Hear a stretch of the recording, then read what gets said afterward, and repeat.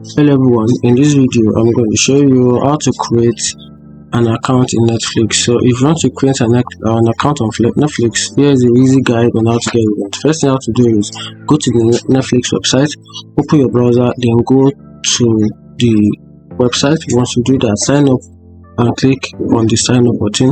Choose the plan that best suits your needs. Netflix offers several options including the basic and standard and the premium. So if you want any of the three, you can just simply go for it. So if you want the basic, if you want the standard, if you want the premium, just click any of the